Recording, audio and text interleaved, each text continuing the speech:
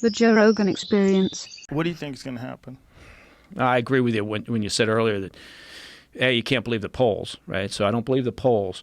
I think people are tired of who are exhausted from just sort of the general drama of having somebody like Trump in office.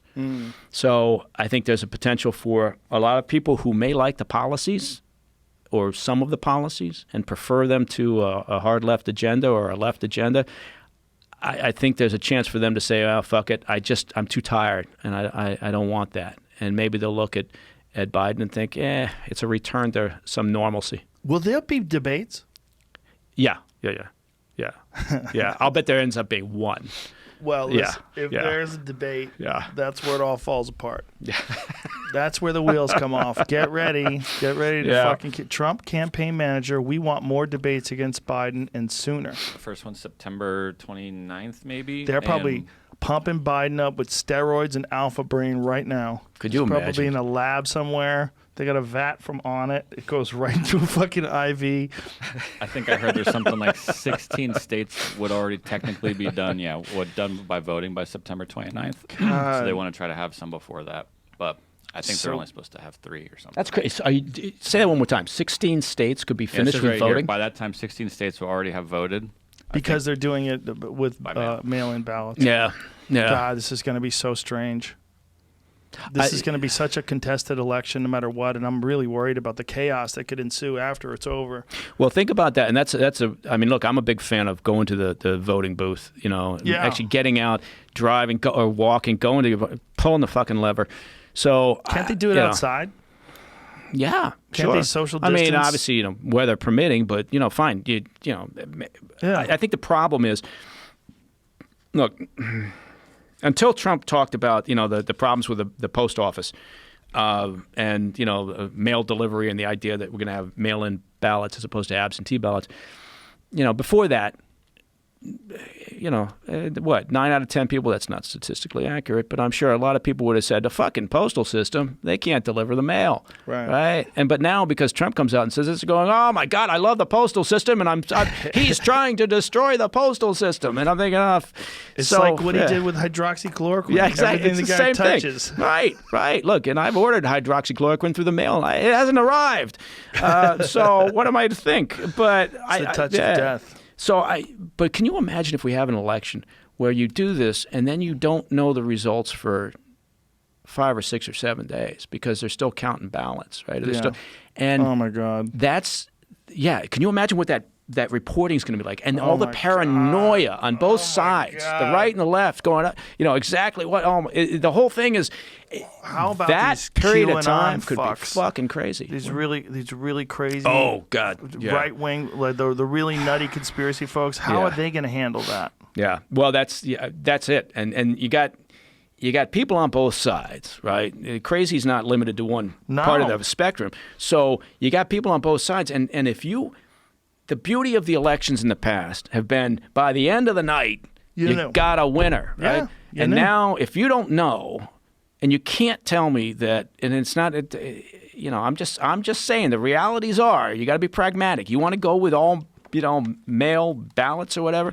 Hey, just be aware of the fact that you could have a lot of problems, a lot of disqualified ballots because of a variety of reasons, a lot of lost ballots, a lot of people. And so if what you want to do is sow chaos, right, and dissent and further this divide, then that's a pretty good way to do it. Yeah. Or you can figure out how to fucking get everybody to the ballots, right, and to the polling booths and make that happen. Just fucking do it. Right, yeah, and if you want to have voting booths where people wear masks and and hazmat suits and everything, fine, right? But figure out a way to get people to the voting booth, because I don't think that the mail-in thing could be wrought with fraud like the White House, like Trump is, it could be lots of fraud. I think it's just pragmatic. Says you could have a lot of logistical problems with that. So. Well, I don't understand why they can't vote online. Why can you bank online, but you can't vote online? How's that not? Yeah. And the thing is, if you could vote online, if people didn't have to physically go to a place, you know how many more people would vote? You'd probably be insane. Because what is the number now? Like, what percentage of people now vote? Is it like 40%? It's somewhere in the 40 percentile. Yeah. I bet we get that bitch up to 70. Yeah. I bet we get it up pretty high. If you could register on your phone and vote on your phone, my God, why can't you do that? Well, there's security issues related to that, as we all know, in terms of the hijacking of the or the security of the system that would be in place. People who click on every fucking link someone sends them in a text message. Yeah. What's that? Click. There's that. No, I agree with you in the sense that it would theoretically it would improve the turnout for sure, and it would certainly make life easier for a lot of people. I just don't. And again, my issue with the mail isn't the fraud issue so much as just the logistics of it, right? And that delay, and also the potential to have a lot of ballots just being disqualified or being put in question.